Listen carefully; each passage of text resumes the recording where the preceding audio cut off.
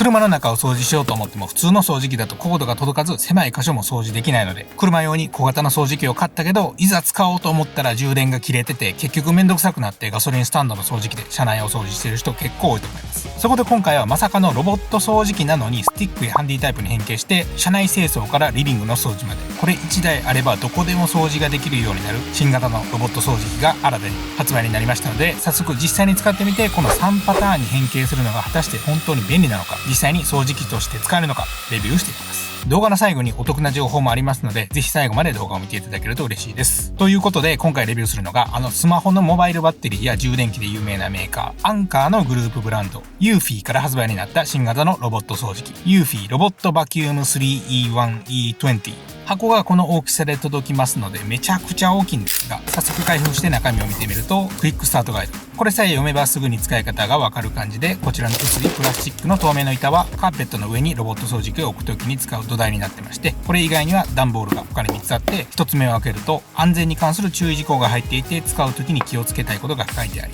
その下にロボット掃除機本体が入ってます。ロボット掃除機本体は結構大きめのフライパンぐらいの大きさで、本体の裏側にはタイヤとかブラシなどがついてます。そしてあと2つの箱の中にはこういったプラスチックの長細い箱が入ってるんですが、これがゴミの自動収集ステーション兼バッテリー充電器になってまして、後ほどどんな感じで動くのか実際に見てみたいと思います。そして最後の箱の中には掃除機のアクセサリーが全て入っていて、これが掃除機のヘッドの部分、それにつなげる長めのパイプ、ブラシがついててボタンを押すことで形が変わる交換用ノズル、コンセントから電源を取るケーブル、ロボット掃除機につける小さいブラシ、これが箱の中に入ってます。これで箱の中身は以上なんで、早速実際に使ってみたいと思います。まず使う前に充電が必要なので、自動ゴミ収集ステーションにさっきの電源ケーブルをつなげて、それを壁際に置いてコンセントから電源取ります。このステーションがロボット掃除機が戻ってくる基地になっているので、こんな感じで両サイドの50センチと前方の 1.5 メートルのところには何もない状態で設置する必要があります。また階段の近くにも置いたらダメですね。位置を決めてステーションが置けたら、あとはロボット掃除機をこういう風に置いてあげると勝手に充電が始まります。その充電を待ってる間に掃除機用の専用アプリがあって、それ使うとスマホから掃除機を操作できるようになるので、それをダウンロードしてください。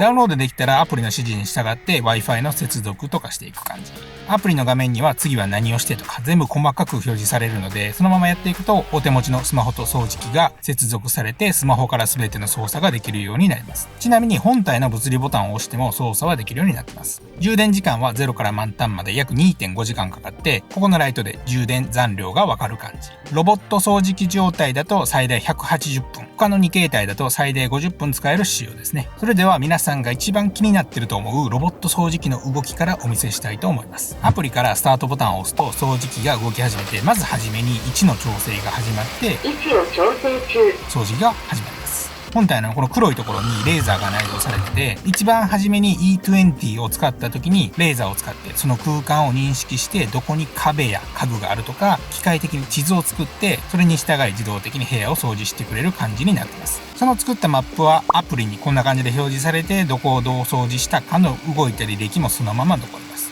このちょうど避けてるこの空間はテーブルと椅子があるので、そこだけ綺麗に避けて掃除してくれてます。またアプリから入ってほしくないエリアの調整などもできるようになっています。そしてこのレーザーが結構優秀で、障害物とかを事前に検知して当たらないようになっています。そのセンサーのおかげでこんな感じで椅子の足の間まで入って掃除してくれるので、めっちゃ楽ですね。テーブルの下とか掃除機かけるの姿勢がしんどいと思いますが、これだけ平たくコンパクトなので入り込んで綺麗に掃除してくれます。ただですね、たまにロボットが椅子の足に当たることがあるんですが、ロボット掃除機の前半分が車のバンパーのようにこんな感じで少し動いて柔らかくなっているので、もし何かに当たってもこのバンパーが衝撃を吸収してそれ以上は動かないので、家具に傷をつける心配もないです。もちろんなんか障害物に当たれば次からはそこを回避して掃除してくれるようになります。使っていくうちにだんだんと地図を使って賢くなるので、使い始めはちょっと地図がまだ完成してないので少し当たることもありますが、それも学習すれば避けてくれるようになりますね。もしカーペットを敷いてても多少の段差であれば乗り越えて掃除してくれるので、もうほんと出かける前にボタンを押しとくと家に帰ったら掃除が全て終わってて、その掃除の時に吸い込んだゴミはロボット掃除機の後ろについてるここのプラスチックのタンクに掃除中は溜まるようになってるんですが、ある程度ゴミが溜まると自動的にステーションに戻ってタンクの中のゴミをステーションの中にあるこの紙パックに自動で吸い込んでまとめてくれるので、常にゴミが空の状態で掃除してくれます。また掃除中でもアプリのボタンを押せば一旦基地に戻ってゴミを空にすることもできて、この紙パックがあるおかげで約75日間ゴミ捨てが不要で、紙パックの交換も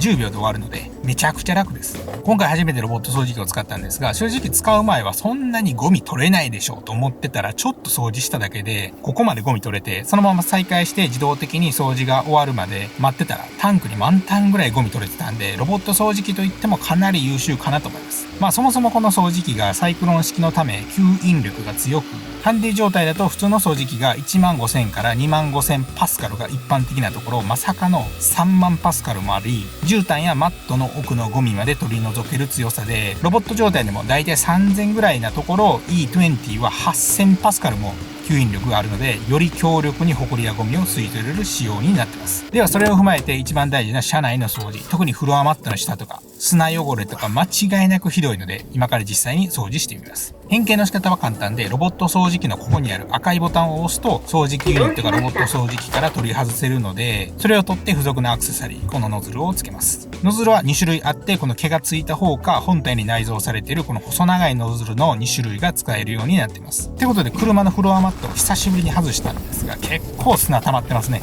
僕が無駄にアルミのフロアマットを使ってるせいでしかないんですが、普通に運転してるだけで結構砂とか汚れがマットの下に溜まるので、早速どれだけ綺麗になるかやります。さっき取り外した掃除機の角の部分にサイクロンが内蔵されているので、ノズルを付け替えるとこういう感じでハンディタイプになったり、ロボット掃除機にセットすればロボット掃除機にもなるといった仕組みですね。多分10年前だと絶対にこんな未来っぽいのなかったと思うので、最近の掃除機は知らん間になかなかすごいことになってきてる気がしますね。こういう感じでひたすら細いノズルで端に溜まった砂を掃除すると、掃除する前にこれだけ汚れてたのがここまで綺麗になります。車内のマット下って大体こういうカーペットみたいな繊維の車が多いので、先ほどの長細いノズルを使うか、もう一つのこのブラシ付きのやつ、これなら繊維に入り込んだ汚れもこういう感じでかき出して汚れを取ってそのまま吸い込むので、汚れに合わせてノズル使い分けてください。ハンディタイプでも最大50分使えるので、車1台であれば十分充電が足りるのでストレスなく掃除できると思います。基本的にはロボットの状態で部屋のどこかに設置しておいて、常にゴミが空で充電もされているので、使おうと思った時に充電が切れてる心配がゼロなので、ほんとこれ1台家に置いておけば場所を選ばずにどこでも掃除ができますね。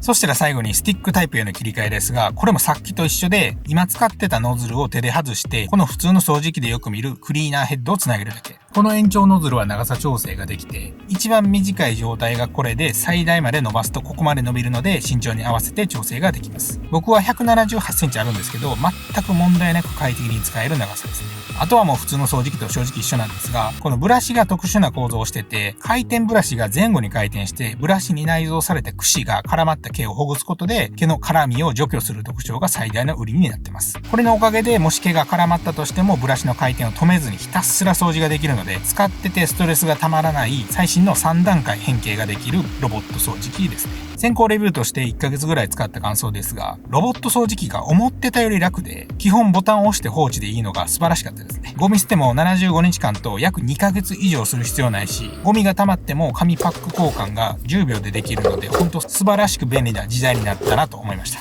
変形機能のおかげで車などの狭いところも余裕やし、ロボットでは掃除できない散らかって部屋も行けると、ほんとこれ1台あれば他に掃除機買う必要がなくなります。ただし微妙なところもあって、それは基本的にリビングとかある程度部屋広い家だとロボット掃除機はいいんですが、ワンルームとかだとベッドが置いてたり床に物がありすぎると、ロボット掃除機は障害物として認識してあまり動いて掃除してくれないので、ある程度部屋が広い人向けかなと思いました。